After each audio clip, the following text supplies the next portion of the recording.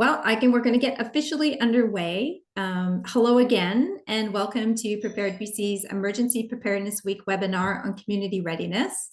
My name is Jennifer McClarty, and I manage the Prepared BC program. Joining me is my team of Anna Kazi, Vicky Swan, and Ryan Turcott. You're going to hear from all of them tonight as we walk through the steps of community preparedness. A few housekeeping notes before we get underway.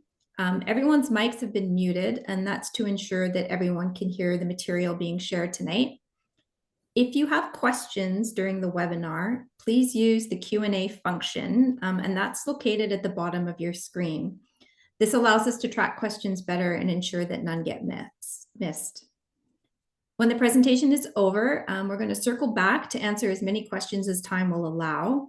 That said, I do want to invite you to reach out anytime to us at preparedbc@gov.bc.ca. So if we don't get to your question tonight, or if something occurs to you later, you can always drop us a line there.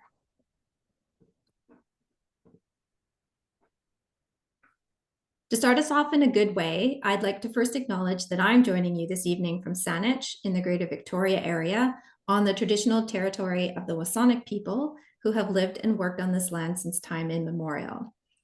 Folks have already started, but for anyone who hasn't, I invite you to take a moment to recognize the traditional territory and Indigenous connection in your own region.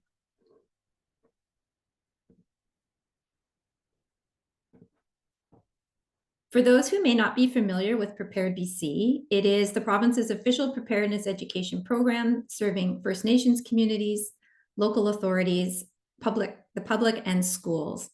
Our goal is to give individuals, neighborhoods, and communities the knowledge they need to collectively prepare for, respond to, and recover from emergencies. And shameless plug incoming. If you haven't already, please give us a follow on our social media platforms. We're on X, the channel formerly known as Twitter, Facebook, and Instagram. You can also visit our website at preparedbc.ca, which houses all the resources that we'll be referencing tonight.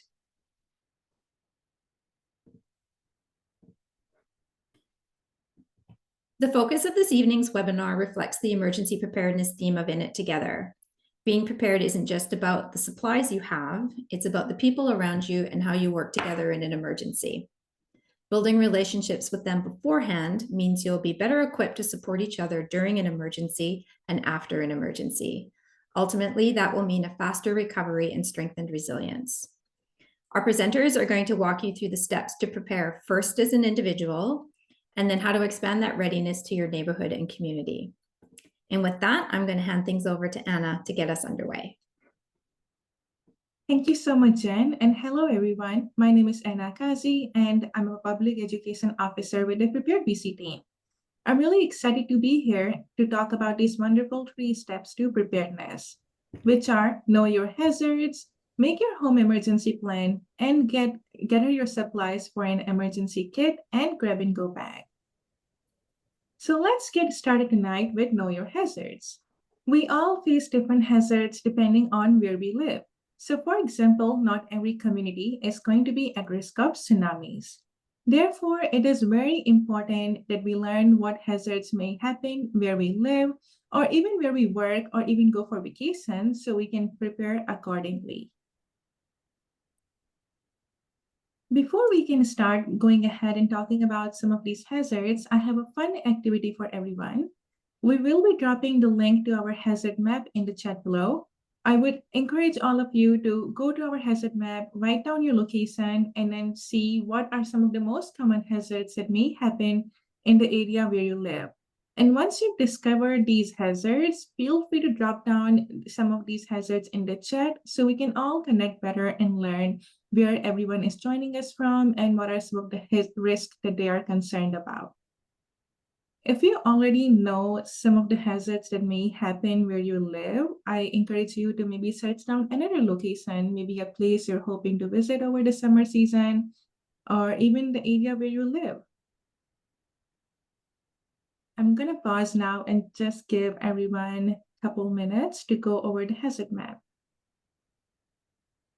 I do see some responses coming in: earthquakes, tsunami, wildfires. I do see a lot of earthquakes in the chat, which is nice. It is one of the most common hazards in BC, as we will learn more.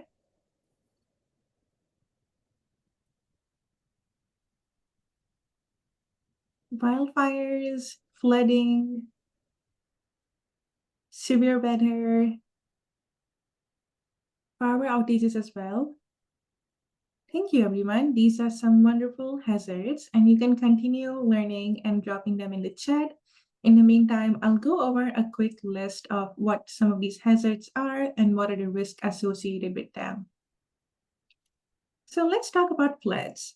Floods are really common in BC, and they usually happen in the spring or early summer due to melting of snow and heavy rainfall. Floods can damage buildings, cause power outages, and even create landslides. Then we have wildfires, as many of you mentioned in the chat. The chance of damaging wildfires has increased in recent years due to hotter and drier summers and as well as drought conditions. For example, in 2023 in BC, we experienced one of the worst wildfire season on record, where millions of hectares of land was burned and thousands of people were forced to evacuate. And then we have earthquakes, another wonderful hazard that all of you mentioned in the chat. Earthquakes are also very common in BC. Do you know on average how many earthquakes are recorded in BC every year? I'm just curious to know what number is on top of your head. Any guesses on how many earthquakes we record every year? Thousand and hundreds, a lot of variety of numbers. And some of those numbers are pretty good. We actually record 4,000 earthquakes every year, as mentioned by someone in the chat. And while many of these earthquakes are too small to be felt, earthquakes that are big enough and can cause structural damage do happen at least once per decade. Therefore, it is very important to know that if you ever feel a strong shaking, you should immediately drop, cover, and hold on. And then we have tsunamis. Tsunamis most often are followed by earthquakes, and these are caused by most often huge undersea earthquakes. These are very fast and very large waves. If you ever feel shaking and you are near the coast, you should immediately drop, cover, and hold on, and then wait for 60 seconds after shaking stops to allow items to settle down before you move to a high ground location in case a tsunami may follow. Then there is disease outbreaks. It is another hazard that most of us have experienced in the form of COVID-19 pandemic, which had a lot of impact on our communities, businesses, and health as well. Then we have severe weather and power outages. Severe weather events include extreme heat and as well as extreme winter weather and windstorms. And some of these severe weather events, such as windstorms and heavy rains, may cause power outages. I'm not sure if all of you remember, but for example, in 2018, there was a huge windstorm that hit South Coast, due to which over 750,000 people were without power. Even though power was restored for many people within the first 24 hours, some people did not have power even until 10 days later. And then there is landslides. Landslides are downward movement of rocks that often block roads or highways and force people away from their home. The chance of damaging landslides has also increased in recent years due to increase in wildfires, heavy rains, and as well as flooding that impacts soil stability. And last but not the least, it is hazardous material spills. It is when very harmful chemicals or substances are spilled onto our land and water and can impact the health of our community members. Now that we know what are some of the most common hazards that can happen near us, let's learn how we can share this information with others in our community. First, I would encourage all of you to learn more about these hazards through our Prepared BC hazard-specific guides. These guides will walk you through steps on what you can do before, during, and after each one of them happens to be prepared. You can download the PDF copy through the link in the chat or even print it out. Once you have learned about these hazards, I would encourage all of you to share what you've learned with others in your community, whether it's family, friends, neighbors, or even coworkers. Let them know what hazards exist and how they can prepare. And you can do this by trying to bring it into casual conversation. Even a quick conversation, for example, with your neighborhood over like a barbecue, or even when you're taking walks with your neighbor together, or even like in a workplace lunch can go a long way. Small conversations are a great way to start preparedness, as preparedness does not have to be complicated. Now, I want to take some few minutes to talk about a real life example of how I shared these hazards within my own community. So, I live in a high rise apartment building in Abbotsford, and some of the hazards that may happen in the area are earthquake, floods, and power outages. To help everyone better understand these hazards, I brought up the conversation and mentioned them during one of my strata meetings. I then also shared link to our Prepared BC hazard-specific guides targeted towards each of these hazards with everyone in the meeting. And it allowed for all of us to discuss on how we as a community can come together and help each other during these times. And this is just an example of what you can also do at your upcoming strata meeting, block watch, workplace lunch, or even your family group chat. Now, it's also really important now that we know what hazards may happen near us to build a home emergency plan. I have a quick question for all of you. Do you have a completed home emergency plan to prepare for some of these hazards? I'm really curious to learn what everyone thinks. No, and that's okay. We're here to learn more and why it's important. And I also see someone commenting kind of in my head, which is a great point. A lot of information is in our head, but when we actually go through an emergency and we're so stressed out, we may not be able to remember basic information. And that is why we need a home emergency plan. So, a home emergency plan is a guide for how you and your loved ones are going to reconnect and respond after an emergency. It is important to have one so you and the people you live with know how to connect and as well as stay safe before you respond to your neighborhood needs. And I know it can all feel really overwhelming. So, where do we start? Which is a great question. Where you can start is by having a conversation with everyone you live with and trying to include everyone in the planning process so they know who to call, where to go during an emergency. And being able to communicate during an emergency is very important. So I encourage all of you to write down a list of people who you can call for help during an emergency. And ideally, one of these persons should live far away that they won't be impacted by the same emergency and can provide support. And then someone who lives nearby who may be going through same emergency and you can rely on them for more uh, immediate support as well as moral support. And then it's also really important to make good decisions during an emergency, for which you will need good information. So I encourage all of you to connect with your First Nation or local government's emergency management program and check their website to see how they would connect with you and share information during emergencies. In BC, local governments lead the initial response to emergencies and disasters in their communities. And is required by law, they prepare, maintain, and implement emergency plans. I encourage all of you to visit this website, which is civicinfobc.ca, and the link is also in the chat. And through this link, you can actually find out what's the contact information for your local community or First Nation. Then we also have emergencyinfobc.ca, which is another great resource where you can find information about some of the large-scale emergencies across the province. You can also follow them on X at emergencyinfobc. It's also really important that you talk to the people you live with and identify a safe place where you can meet to evaluate the situation after an emergency. During an emergency, you should follow your home emergency plan and make sure you and your loved ones are safe. And you can do this by identifying one meeting place that is close to your home. So, for example, it can be like a mailbox on your street, a neighborhood's house, or even like a park. And then you should also have one meeting place that is actually outside of your neighborhood in case you need to evacuate away from your neighborhood. And that place can be, for example, like a community center or a library. And it's really important that you assign these meeting places so you can connect if something was to happen.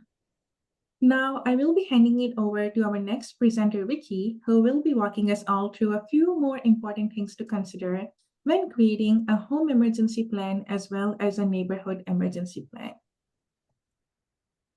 Thanks, Anna, for sharing some important considerations for our home emergency plans. Prepared BC is here to help when it comes to making your home emergency plan, and we have a few options and templates that will help you get through it.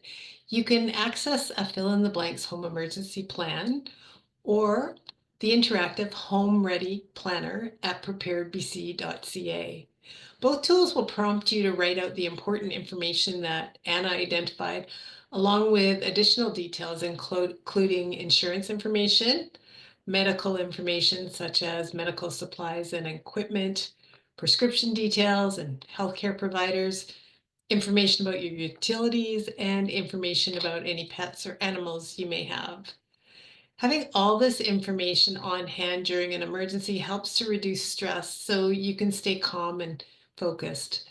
Set 30 minutes aside this weekend to complete your home emergency plan with the people you live with. As we mentioned at the start of this webinar, after an emergency, the first help you'll likely receive will come from around you, the people you live with, and your neighbors. By preparing together, we can respond better and recover faster. Once you've once you've created your home emergency plan, you're ready to start working with your neighbors on a neighborhood emergency plan. Again, Prepared BC has a resource for that. We just completed the neighborhood preparedness guide to include more prompts for completing your plan. Now, here are some ideas on how you can work together with your neighbors. As Anna mentioned, you can start emergency preparedness conversations in casual ways. For example, if you're outside cleaning your gutters, watering plants, or shoveling snow, strike up a conversation with neighbors passing by. For example, if you're cleaning gutters, ask your neighbor, did you know cleaning your gutters can help reduce flood risk? Or if you're shoveling snow, ask your neighbor, did you know shoveling off our sidewalks helps to keep our older neighbors safe from slipping? These casual comments can open up emergency preparedness conversations. And you can organize a time to meet with neighbors to start talking more formally about how to prepare. This could be at a strata meeting or a neighborhood potluck. Once you've identified hazards in your area and everyone has a home emergency plan, you can start by identifying folks in your neighborhood who may need extra assistance in an emergency, such as people with small children, older adults, or people with disabilities. You can also discuss what skills and resources might be of use during an emergency. For example, does anyone have a generator or a chainsaw? Is there someone who knows construction, first aid, or cooking skills? There are many skills that are useful in an emergency. What skills or resources could you offer your neighbors in an emergency? Feel free to put those in the chat.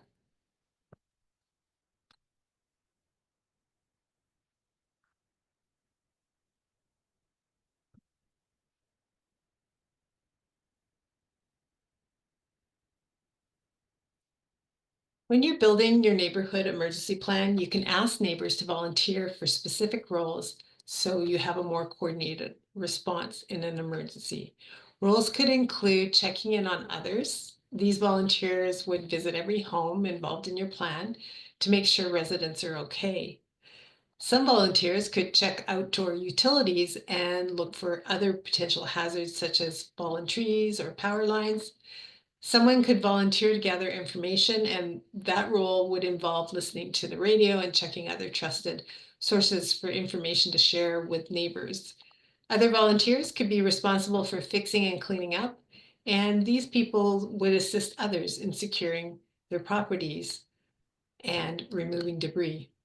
We're all in this together, so get the conversation started with your neighbors and use the In It Together Neighborhood Preparedness Guide to complete your neighborhood emergency plan. I want to share with you an example of how one neighborhood in BC continues to update and maintain their neighborhood plan. On Salt Spring Island, they have neighborhood pod programs supported by neighborhood leaders. There's regular meetings, they regularly identify communications as one of the most important parts of the neighborhood plan. To help with this, they keep a list of who lives in the neighborhood. Their tip is to welcome new neighbors with a sweet treat and a friendly wave to break the ice. Pod leaders are also encouraged to host regular potlucks as a way to keep neighbors connected and offer a space for everyone to learn together.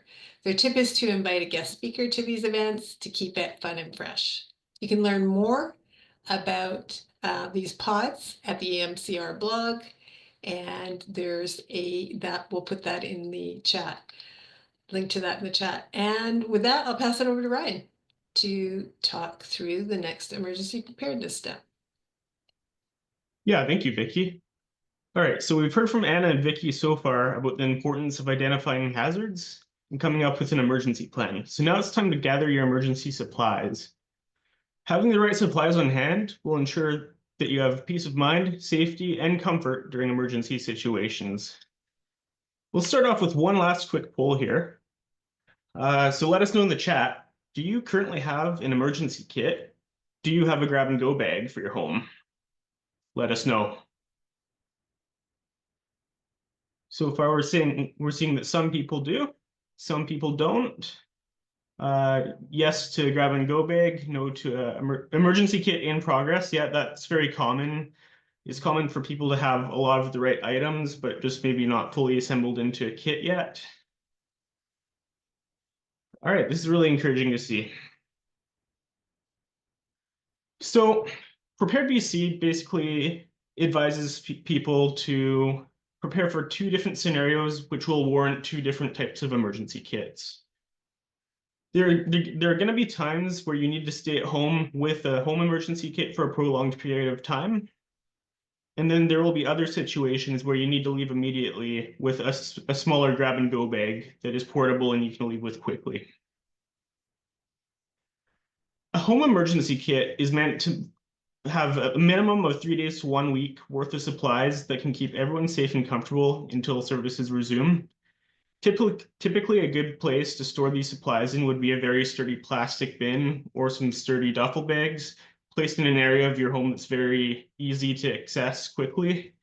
And home emergency kits are good for hazards such as earthquakes, power outages, severe weather, hazardous material spills, and disease outbreaks. So let's talk about some of the items that go into a home emergency kit. One of the most vital ones, hands down, is water. Having enough water is vital. Most people need at least 4 liters per person per day for hydration and sanitation purposes. I will acknowledge that storing water can very quickly amount to requiring a large amount of storage space. As you can see in this infographic here, a 1 week supply of water for one person would be 28 liters, and a household of 4 would require 112 liters for 1 week. So recognizing that not everyone might have enough storage space for this amount, one really good tip that we can offer in the spirit of community preparedness this week is to collaborate with your neighbors on a communal storage hub for emergency storage supplies. This next slide here talks about some of the other supplies that are important to include in your typical home emergency kit. This isn't an all-inclusive list. These are the basic necessities. We also encourage you to personalize it with items that make it truly your own, but these are the basic necessities. First off, as we talked about earlier, it's important to have a home emergency plan. But once you've made it, it's also important to keep a copy of your emergency plan in your emergency kit for reference when you're actually in an emergency situation. Likewise, a couple other important documents that are good to include would be things like your insurance coverage papers and copies of your identification. We already talked about water, but it's also important to have your 3-day to 1-week supply worth of non-perishable food. And depending on what kind of food you're storing, if you have cans of food, make sure you have a can opener for that as well, a manual can opener. Cash and small bills is very advisable. There's plenty of situations where Interac machines can go down or there's simply just no power. Your cell phone, in the event of it's fading in and out of the camera there, but your cell phone in an emergency is going to be a very vital tool for communication. So you definitely want to make sure you have a phone charger and ideally a power bank as well. Likewise, a radio, battery powered or hand crank, is very good for making sure you have a reliable means to continue receiving emergency updates from credible sources throughout the course of the emergency that you're experiencing. Couple other items here. Flashlight, it goes without saying, being able to navigate in the dark without power, very important. Extra batteries for all of the electronics I've mentioned so far. Make sure you have extra batteries on hand. First aid kit, as well as any medications that you and those in your household rely on, as well as personal toiletries. Seasonal clothing and sturdy footwear. Definitely want to make sure you're able to dress for the season that you're in. A whistle to call for help, an emergency blanket, garbage bags, and moist towelettes. Dust masks, that's especially important in earthquake-prone zones where dust can really kick up after the event of an earthquake scenario. And then this last item here, comfort and entertainment items. You wouldn't necessarily, for a lot of people, think that that's a necessity per se, but you do also have to consider that you're going to have to find ways to pass the time while you're in an emergency. And it's not always going to be glamorous. So whatever you can pack in your emergency kit that will help make the time pass a little bit more quickly and pleasantly is always good to include as well. So that was stay-at-home home emergency kits. The smaller and more portable counterpart to that is the grab-and-go bags. And these are basically just smaller versions of an emergency kit that are meant to be taken with you immediately if you need to evacuate due to hazards such as floods, wildfires, tsunamis, and landslides. Usually the best way to build a grab-and-go bag is just to take a very sturdy backpack and fill that with your supplies. Duffel bags can work as well. Anything that you can carry with you quick and comfortably and that you can take with you on short notice, right? So this next slide here, this infographic lists out all of the items that would typically go into a grab-and-go bag. I forgot to mention earlier as well, but posted in the chat, we did link the full list of supplies for both an emergency kit and a grab-and-go bag on our website. So don't feel like you have to memorize these lists now. They are on our website. And just in the spirit of time as well, I won't go through every item on this infographic line by line because really, as you can kind of see, it is mostly just all the same items that you would include in a home emergency kit, just on a smaller and more practical scale for what you can take with you on the go quickly, right? Like we're not going to ask you to carry 112 liters of water in your grab and go bag. Just enough food and water to last you until you can reach your evacuation or reception center or whatever destination you need to get to safely. So that was gathering your emergency supplies in a nutshell. So that concludes a third of 3 steps. We've talked about identifying your hazards, knowing your plan, and gathering your supplies. So I will turn things back to Jen for the conclusion of this webinar.